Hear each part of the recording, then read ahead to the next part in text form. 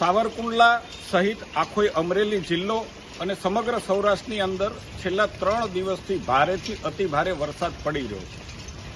ખેડૂતોની પણ રજૂઆત આવી છે। 1 થી 10 ઇંચ સુધીનો વરસાદ છે। નદી નાળાઓ છલકાઈ ચૂક્યા છે। નદીઓમાં ભારે પૂર પણ આવ્યું છે અને સાવરકુંડલાનો હાથસની ડેમ અને રાજુલાનો ધાતરવડી ડેમના દરવાજા પણ ખોલવા પડ્યા છે ને એટલે સાવચેતીના પગલાં પણ તંત્રએ લીધા છે। ખેડૂતો તરફથી મોટા પ્રમાણમાં રજૂઆત છે ને નજરે પણ જોયું છે। મગફળીનો ખૂબ મોટું નુકસાન છે। ખેડૂતોએ લીધેલી મગફળીના પાકના પાથરાઓ આજે તણાયા છે।